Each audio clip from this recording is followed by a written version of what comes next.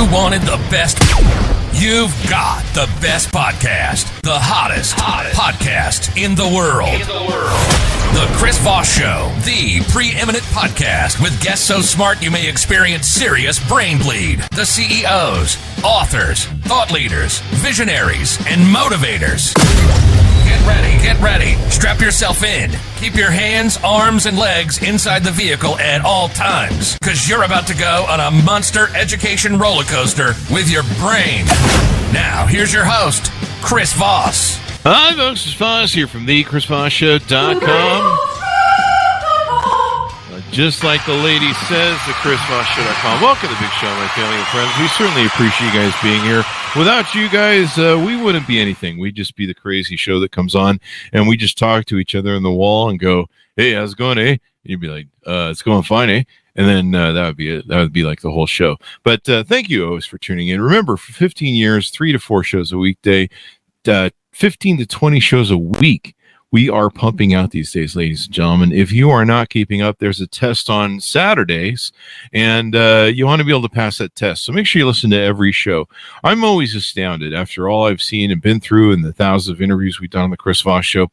To every time we have a guest on, there's new epiphanies, tidbits I learn, little juicy gems, as we like to call them on the Chris Voss Show, the juicy gems of the Chris Voss glow that people get, where you learn stuff that will change your life, improve the quality of your experience, your life, and if not, you better go back and re-listen to each episode, because you probably missed it. It probably went right by you. You were looking at your phone, so don't do that anymore. Today we're going to be talking about growing a business, how to build successful, profitable, and sustainable businesses, because doing the opposite isn't much fun. He's the author of the newest book that's just coming out November 30th, 2023. It's called The $100 Million Journey, or 100M Journey, for those of you Googling it. Your guide to growing the business of your dreams without going off the cliff. That sounds like a good idea, because I've been off a few cliffs in my life, and I've got some scars, and it hurt. And I might be still bruised. John St. Pierre is joining us on the show today. He's the author who's putting out this amazing book that you'll be able to pre-order right now up until November 30th. And what a great gift it gives away there, too. You can, you might make it part of those Black Friday sales, buy a whole bunch of them, give them away for the holidays. John is an accomplished entrepreneur with incredible depth of experiences from both significant failures and successes. He's co-founded and led 2 companies he built and scaled to over 50 million in global revenues, one of which he lost dramatically, while the other grew to 100 million by implementing his entrepreneurial learnings. Empowering others in the Entrepreneurs United podcast, John is a trusted investor, speaker, and mentor to many entrepreneurs in the business world today. Welcome to the show, John. How are you? Doing great. Thanks, Chris. Thanks for having me. Thanks for coming. We really appreciate it. Give us your .coms. Where do you want people to find you on the interwebs, please? Yeah, 100mjourney.com would be the spot to find our website. There you go. $100 million, because that's better than 99. That's right. I don't know. So give us a 30,000 overview. What's inside the book, John? Yeah, inside the book is my journey as an entrepreneur, both failure and successes, and the 7 principles of entrepreneurial success that I was able to determine is really the key to building the business the right way versus building a business that eventually you could lose and fall off the cliff and have those scars you talked about. Yeah, I've seen, it sounds like you've had some scars, losing some big businesses. So inside, what are some of the things that you're providing to people, John? Yeah, I think first off, Chris, I provide the journey, right? All entrepreneurs go through their own journeys, their own rights. And, the entrepreneurial life is up and down and up and down. And a lot of us learn not in the classroom when we're in college, or even if you didn't go to college, you don't learn that way. You learn in the streets of hard knocks, right? Really learning the lessons the hard way. And so that's my journey there. And the journey of really losing something you put 15 years of your heart and soul into because you make some catastrophic mistakes, and how to avoid those mistakes and really build the business the right way. So we go through how to do the right strategic planning, how to really know what your true north life plan is, and those 7 principles of entrepreneurial success I spoke about that if you don't have, you could really send your business to the depths of the messy middle. Yeah, if you fail to plan, you plan to fail. Tell us a little about your history and journey in your words. What was your origin story?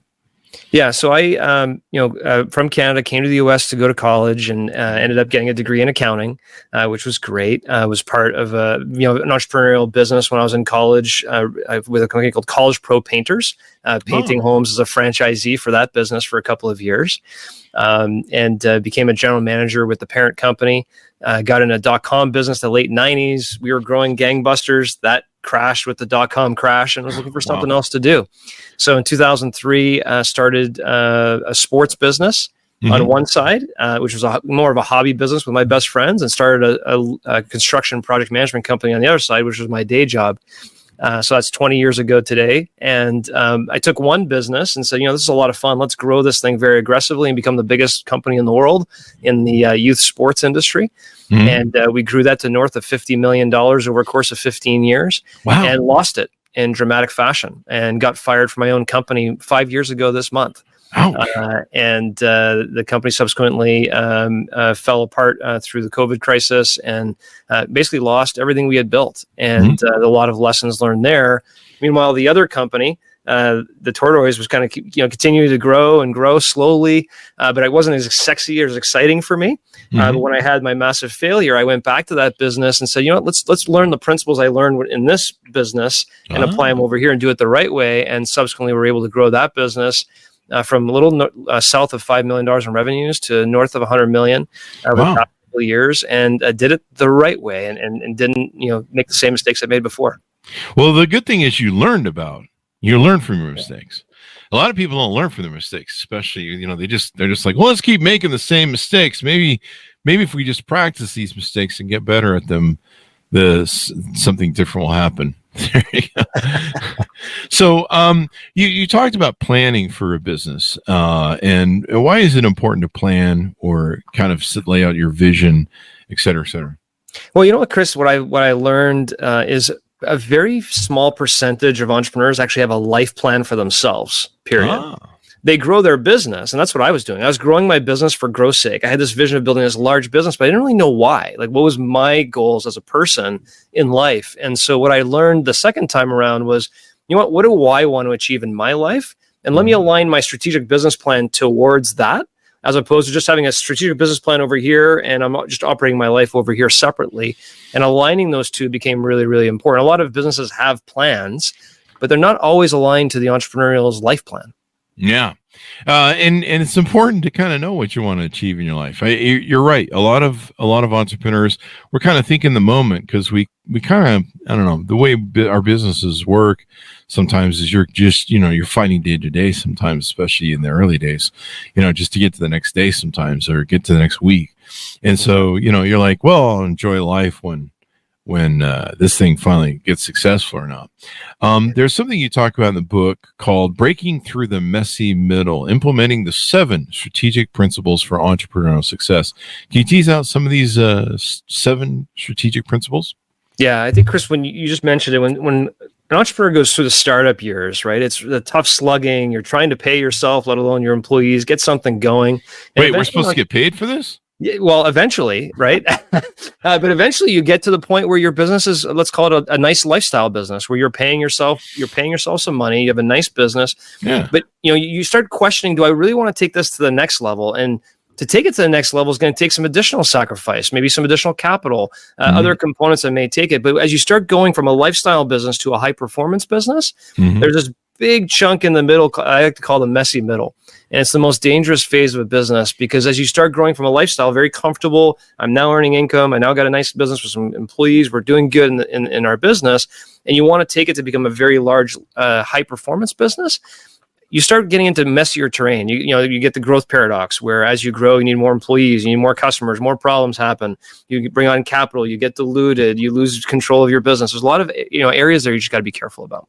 Oh yeah, I mean, it's a wilderness of pitfalls, if you will, exactly, and traps and places where you can go wrong. So, principle number 1, you talk about protecting and growing your equity.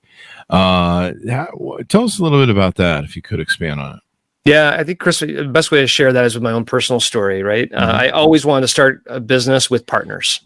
And you hear all the horror stories about partners. Thankfully, I had phenomenal partners, but the reality was I immediately was diluting myself out of the gate. Wow. Instead of starting a business myself and having the confidence that I can go build something, I start a company at 25% or 33% ownership as opposed to 100%. And right off the bat, you're diluted. And a lot of times the value that everybody was bringing to the table was different. And their contributions over time was different. And so a lot of times you hear about partnerships ending, and sometimes in very destructive manner because of the contributions of others, aren't equitable. And so I learned over time that, really protecting your equity, that's how you will create wealth through owning a business entity or a business asset.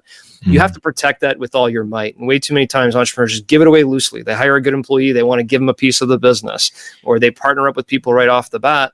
That's the one side of the coin. And the second side of the coin is how do you grow the value of your business so your equity is worth more over time? So protecting and growing your equity is something I think entrepreneurs take way too much for granted and really need to sharpen in.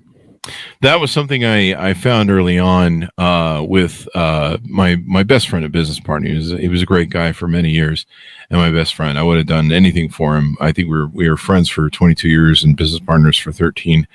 We had a pretty good run. I was the visionary. He was the guy who could do the grunt work, the redundant sort of do the paperwork sort of thing, and I could be visionary and be the creative.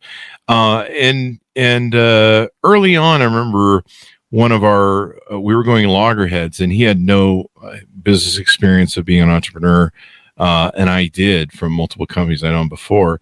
And I finally realized that we couldn't keep having these sort of conversations where he just, someone without full experience, even though he had my back in a lot of ways, I couldn't do it. And so this very early on in the first few months, once we started hitting the skids, I said, no, we're changing this from 50-50 to 51-49. Yeah. I'm not going to keep having these conversations 10 years from now. I know more than you. I have more experience than you. And, and so the things we're arguing about, I wrote about in my book, the things that we're arguing about, if I'd let him win those arguments, we would have been bankrupt within a year or two. We would have never made it off the ground. But and then the other thing you have that you talked about is they can change. Mine changed. Mine got a Yoko Ono girlfriend, wife, who started whispering in his ears. You don't need Chris. You don't need this. You can do whatever you want. Blah blah blah, and just really interfering with the business. And for 13 years, he was pretty square, and then just enough of that loaded into his head and mucked it all up. And then I don't know that I would ever do partners ever again. Yeah. I really if I don't own it and control it, I don't do it. If I were to do something involved a partnership, I would have earned equity in it. So basically, okay, yeah, you could be a partner where you get a percentage, but you either have to bring cash to the table for that position, and there has to be a continuing performance resolution of some type. I tell people they should have some sort of performa resolution. Just because you own 50% of the company doesn't mean you get 50% of the profits and whatever. It's how much if you're working as much as I am, fine. But if not, you don't. And people do change. And he did change over the last couple of years of the business where he wasn't involved in it. I couldn't get him to help out. It was just, and I'm like, I'm doing all this work and he's getting the same fat check I am. That's right. So I highly recommend second what you say.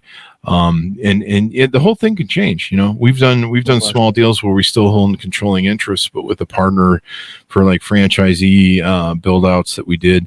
And, they promised the moon, I'll be there every day to do the thing, and then you're like, right. What happened to Joe? Yeah, I think a lot of entrepreneurs don't understand that going into a partnership is much like a marriage. You don't just talk to somebody at lunch one day and say, hey, let's be partners. Let's do this thing 50-50. And then come to realize a couple of years later that it wasn't what you thought it was going to be. And one of the things I talk about in the book, Chris, that it really resonates 100% what you talk about is way too often entrepreneurs just give their equity away too loosely on the formation or even later on. Yeah. And one of the formats I've put in place is a phantom equity instrument that vests over a 5-year period. There's a threshold of performance that has to be attained. It's treated almost like a bonus, but it's actually based on the value of the company and how much it appreciates during their time there. So it gets them involved. As people want to own a piece of something, they want to be a part of it. That doesn't mean that they have to be doing taxes, voting on parts of the business, other components of it as well. You can bring people into your business and really incent them to grow the value without making them an actual equity partner. I think a lot of people when they start a business, they're like, hey, we'll get a bunch of friends and blah, blah, blah. And I'm just like, just do the work yourself, man. Build it yourself. I mean, don't give away the equity. If you want to have your friends work for you, hire them. Just but you know what they also like do, an employee. You know what they also do, though? They also I'm going to raise a ton of money because that's going to help me grow this business. And guess what? They give away equity that way as well. That's true, too. Yeah. So that's really important. And then you can get voted off the farm in cases like that, where they go, oh, you suck at this, or we don't like you. We're just going to replace you with somebody else. And you're like, well, I have 15%. And they're like, have fun with that. See you. Bye. That's exactly what happened to me. Exactly. I mean, we formed a company, right? Started with a couple partners, had 33% ownership, but by the time I got fired, I had 8% ownership, and got voted off the island. Lost control of the board and the trust of the board, and lost the business. I poured 15 years of my heart and soul into it, but I had diminishing returns at 8% ownership of what we had built. Yeah. Definitely. Principle 2, build your own capital. We've kind of alluded to that a little bit. What's that about? Yeah, we did allude to it for sure. If you're going to grow your business beyond its current stage, you got to know how fast your company can afford to grow. And you need to know how much net operating cash flow your business is generating that you can reinvest in its growth. And if you don't know how much capital you need to grow your business, but you try and grow beyond your skis, well, guess what? You got to go hat in hand to the bank. You got to go to investors. I need more capital. I need to grow. And that violates principle number 1, protect and grow your equity. So how to build your own capital, cash is king and queen. Grow that capital, learn how much you can actually grow with such capital, and stay within that boundary until you can earn more cash to grow even further. I think that's really important. Entrepreneurs want to grow way too fast sometimes, not really realizing the implications of such. There you go. When we started our first companies, we really didn't have much choice but to go with sweat equity as the way to do it, and the little bit of seed money we'd scraped together. And what was so beautiful about it was we were literally profitable within 3 to 4 months. And part of it was me, because I'm so good at what I do. I was then when I was 20.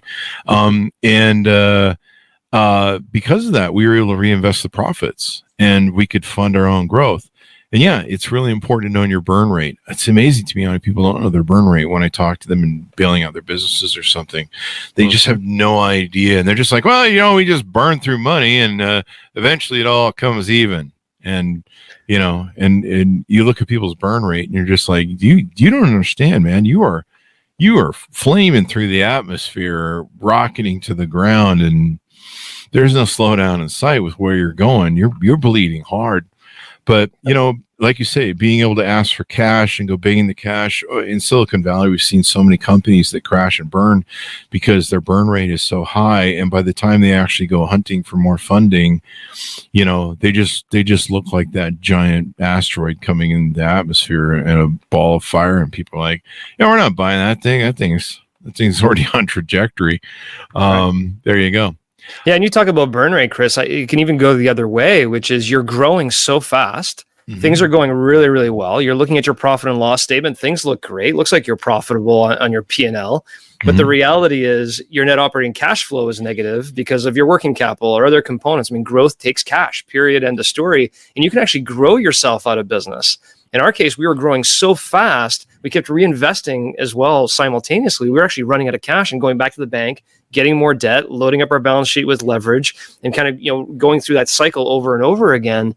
So growth can take cash as well, and you really need to know how fast your company can really afford to grow. There you go. Yeah. Principle number 3, reinvest smartly. How entrepreneurs must reinvest wisely and patiently into their growth to build a high-performance business.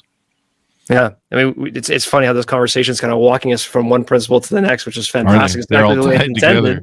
But what I used to do is we'd make net operating cash flow, and I'd say, okay, what next? What else can we grow? And we'd go invest in these areas that would consume cash. Yeah. And we would go into these, the shiny object syndrome. Let's go over here. Let's go over here. Let's build this new product. Let's go this new business line. Let's go buy this business. Well, it was consuming cash, putting more debt on the business versus reinvesting smartly, where you're reinvesting in areas that can grow more net operating cash so you can build more capital to further protect your equity. So they all kind of play in sync. If you don't reinvest wisely and you reinvest carelessly, it's going to really, flow downhill pretty fast. Definitely. I was hearing that recently about, it was a brand called Baby Brand. It was founded by actors Kristen Bell and Dax Shepard. They just recently filed for bankruptcy.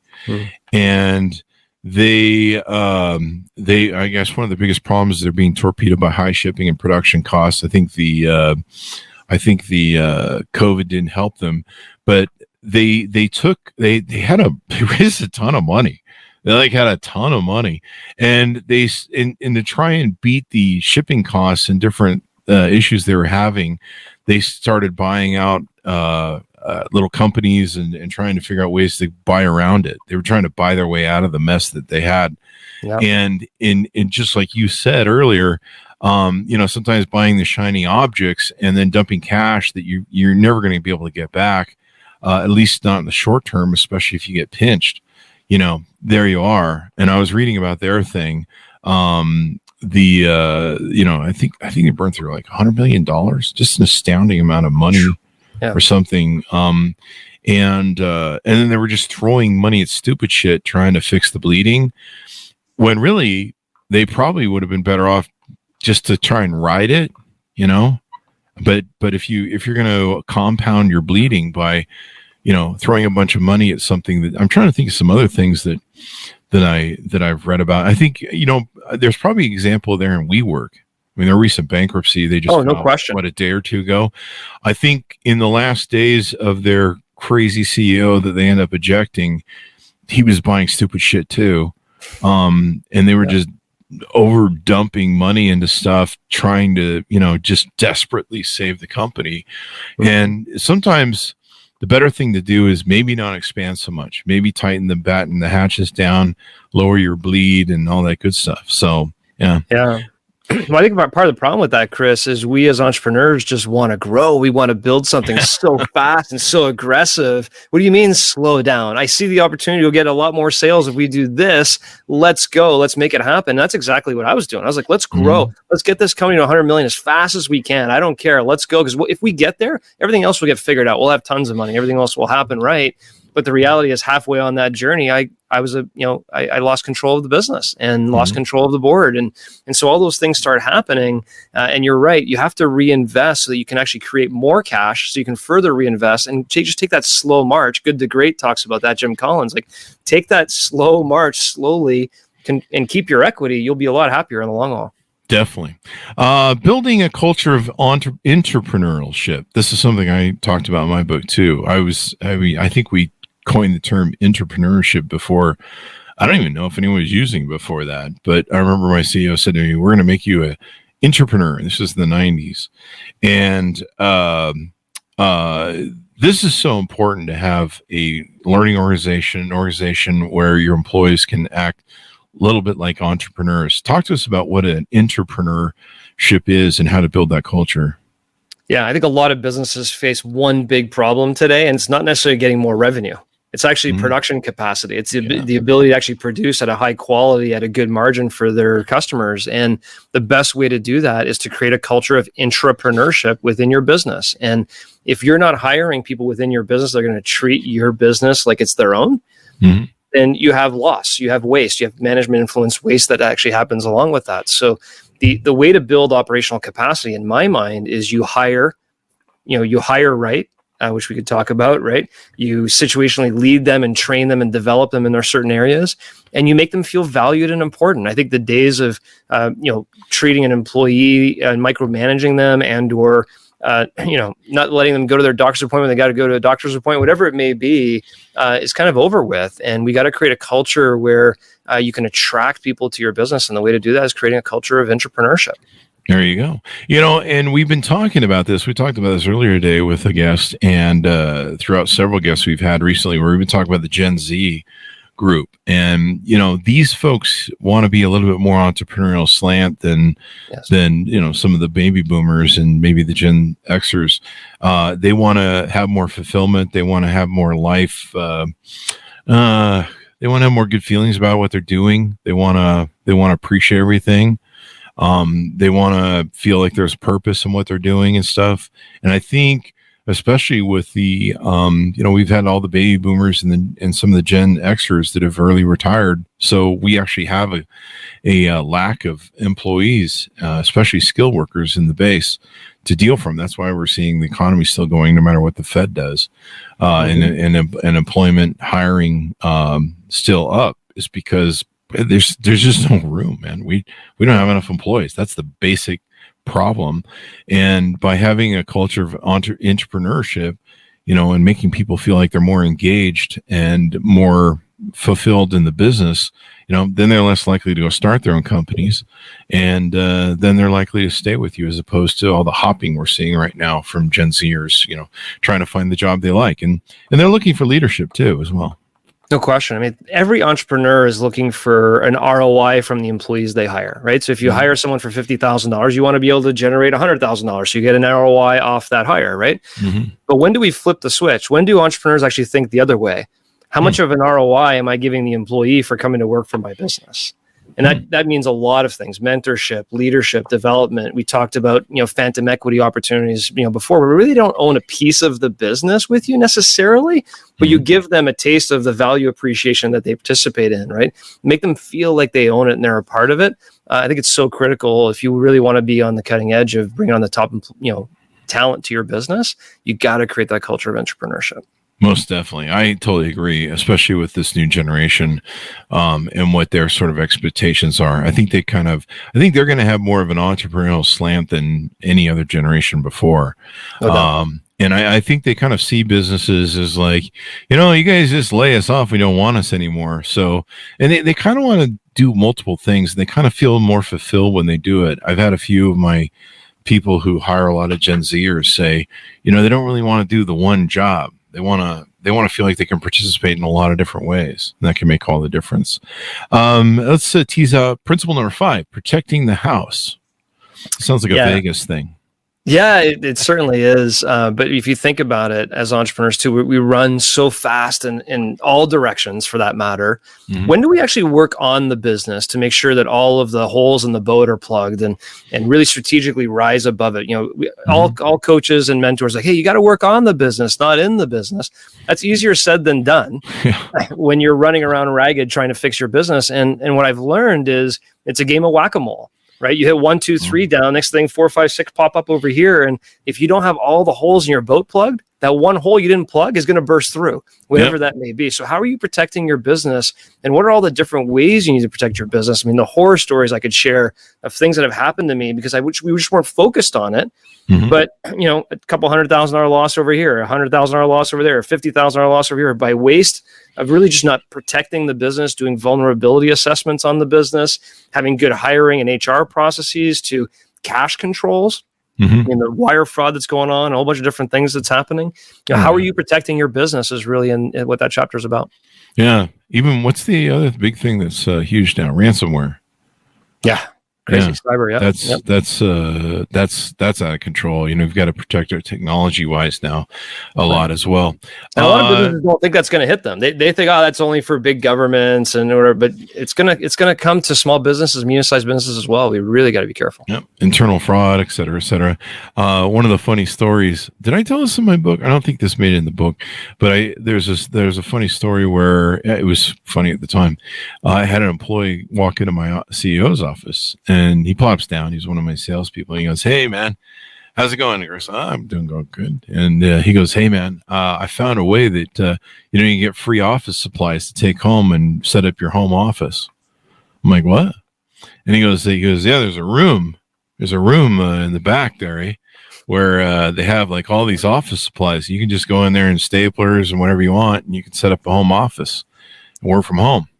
And I'm like, at first I thought, are we on Candid Camera? Yeah. Is that one show? And I'm like, are you for real? And he goes, yeah. You want me to show it to you? I'm like, no, I know what the room is because, I pay for it and I own 51% of it. And he said, he's told me, and I go, do you understand that you're stealing from me? This is my company, and you're stealing from me and my business partner. I own 51% of this company. He goes, no, you don't understand. This is a corporation. This is a big company. It's got 4 offices, and it's there's no real victim crime here because it's owned by, some people somewhere. I know it's owned by 51% of me. I'll show it to you if I want. Yeah. I'm like, are you out of your freaking mind? But that's just one of the funny elements of having shit stolen and fraud inside your own company. Mm-hmm. You talk about accessing owners' liquidity.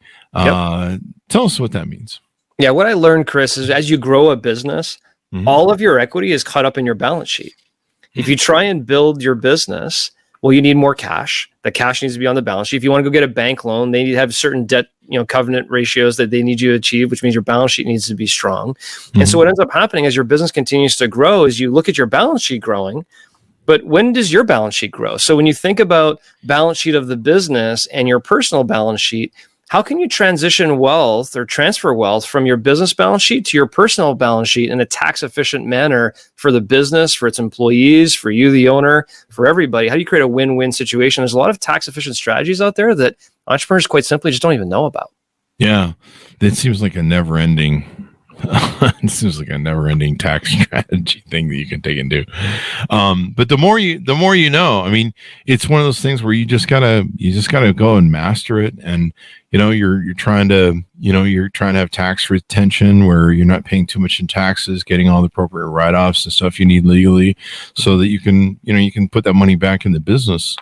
I've always kind of looked at it like, any money I can save in taxes legally, I can put more in the business, and that means we hire more employees, and technically the taxes go to the U.S. more, and more employees, more taxes. There you go. That's exactly the way they write it. They want you to reinvest back in your business so that you can actually further grow, to have more employees at work. I mean, that's the way the system works, and there's a lot of really great tools out there to do exactly that everybody wins. There you go. And final number 7.